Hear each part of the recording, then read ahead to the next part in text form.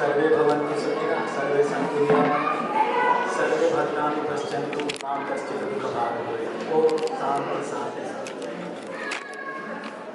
माननीय भारत के राजदूत श्री विनोद कुमार जी, डॉक्टर कृष्ण कुमार जी, राजदूतावास प्रमुख श्री देवेंद्र कुमार शर्मा जी, द्वितीय सचिव श्री कपिल शर्मा जी एवं भारतीय सांस्कृतिक केंद्र के निदेशक आदरणीय डॉक्टर मंजू सिंह एवं भारतीय राजदूतावास के समस्त अधिकारी एवं कर्मचारी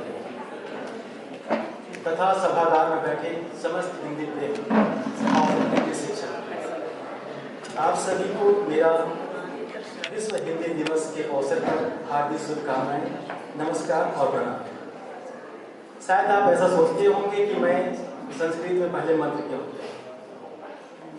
तो हिंदी यदि हमारी मातृभाषा है तो संस्कृत हमारी दादी है, तो दादी को भी याद करना जरूरी है, इसलिए मैंने संस्कृत में एक श्लोक कहा।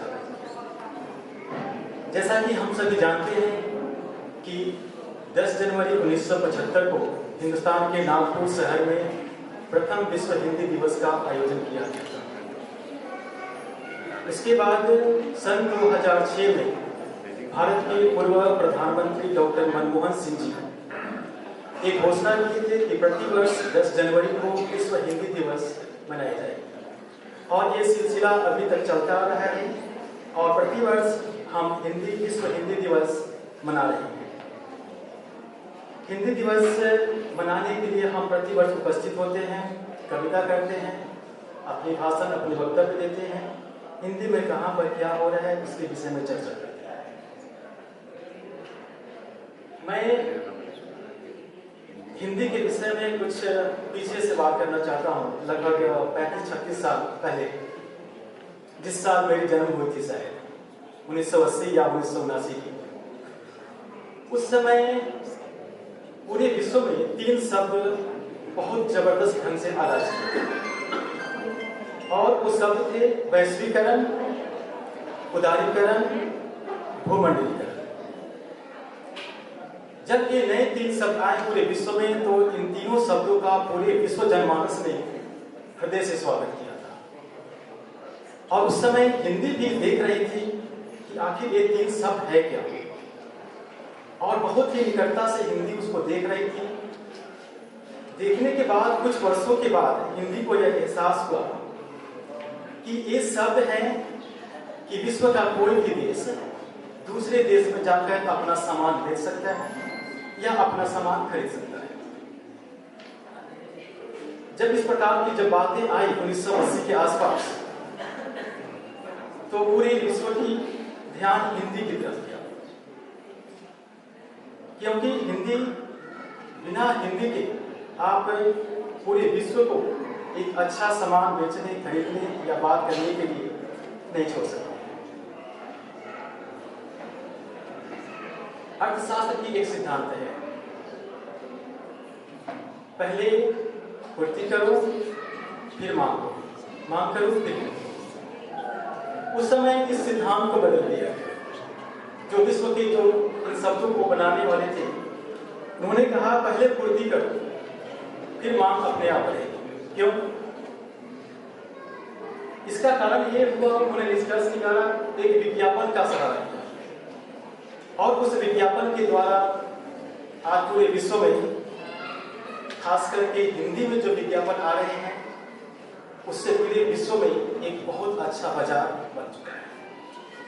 हम सबको याद होगा, हम सब तो प्रतिदिन टीवी पर देखते हैं, बेटा बोलता है मम्मी मम्मी मुझे भूख लगी, माँ बोलती है सिर्फ 2 मिनट।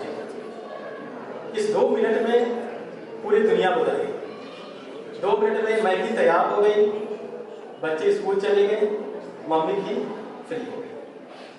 तो ये विज्ञापन का सहारा दिया और हिंदी को इससे अलग नहीं किया गया।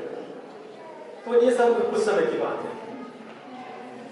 हिंदी की थोड़ी जो इसकी इतिहास है, 14 सितंबर 1949 को भारतीय संविधान के द्वारा इसको राजभाषा के रूप में स्वीकार किया गया था और आज हिंदी पूरे विश्व में कम से कम 150 देशों में बोली, समझी और बातें की जाती है। एक बहुत बड़ा एक हिंदी का एक दिन है। बात कुछ साल पहले की है, जब भारत के पूर्व प्रधानमंत्री माननीय श्री अटल बिहारी वाजपेयी जी संयुक्त राष्ट्र में जब हिंदी में भाषण दिया था, उस समय पूरे विश्व की आंख खुली कि हिंदी क्या चीज है। और हिंदी के उस समय उन्होंने एक बहुत ही इज्जत प्रतिष्ठा प्रदान करने की कोशिश की थी।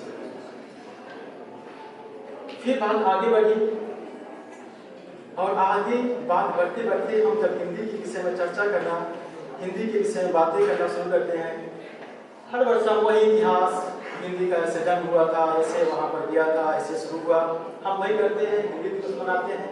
फिर अगले साल फिर आते हैं, 365 दिन के बाद फिर आएंगे, 364 दिन हिंदी का नहीं है। क्या ऐसा कुछ हो सकता है कि 364 दिन भी उसमें जोड़ दिया जाए? तो ये हिंदी के लिए बहुत ही अच्छी बात है। अब बात आती है हिंदी भाषा की। पूरे विश्व में चीनी भाषा सबसे ज्यादा बोली जाती है, किंतु यदि हम हिंदी और हिंदी की सहायक विषय उर्दू को एक साथ ले लें तो हिंदी की संख्या बहुत ज्यादा होती है। लेकिन यहाँ पर हमें संख्या नहीं बताना है कि मैं ज्यादा हूँ या मैं कम हूँ। प्रश्न ये है कि हिंदी का कितना विकास हो रहा है। लेकिन एक बात भी सत्य है कि चीनी भाषा सिर्फ चीन तक या कुछ क्षेत्रों तक सीमित है, किंतु हिंदी भाषा पूरे विश्व में फैल चुकी है। जैसे हिंदुस्तान के पड़ोसी देश, उसके अलावा मॉरिशस, इंडोनेशिया, ऑस्ट्रेलिया, इन सभी देशों में लाखों की संख्या में हिंदी भाषी है और अप्रवासी हिंदी भाषी भी हैं, जहाँ पर प्रतिदिन हिंदी बोली और समझी जाती है।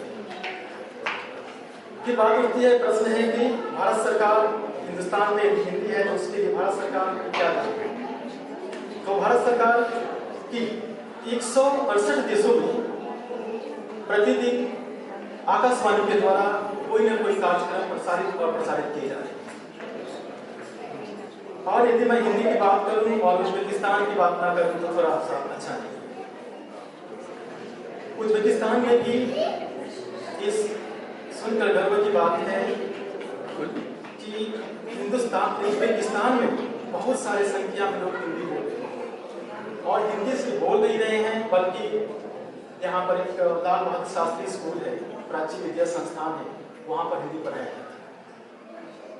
हम सभी जानते हैं कि भाषा अभिव्यक्ति करने की सशक्त माध्यम है।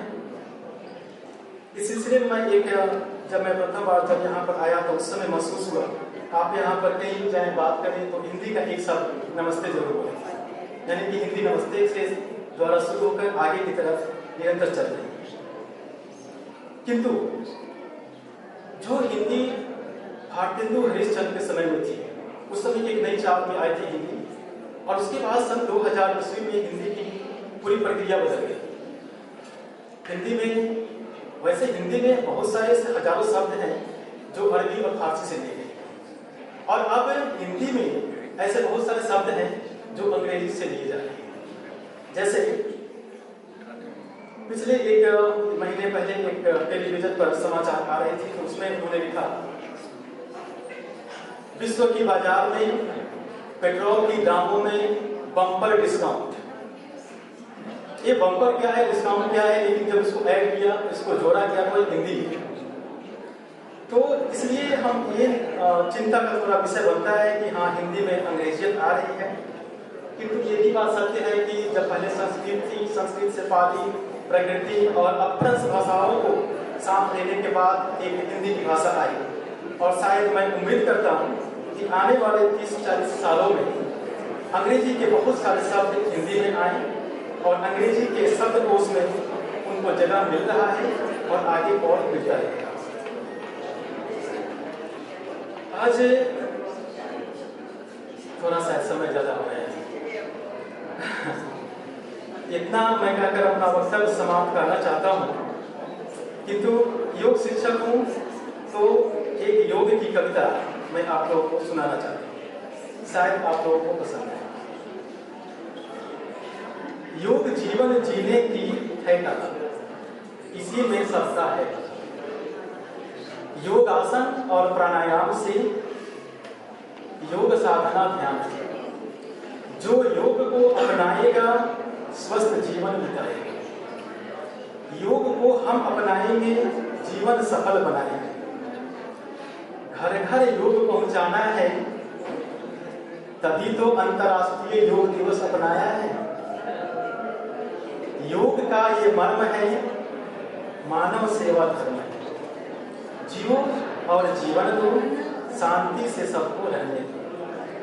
अब समय नहीं है का बहाना नहीं बनाएंगे और लाल बहादुर शास्त्री भारतीय सांस्कृतिक केंद्र में योग करने आएंगे।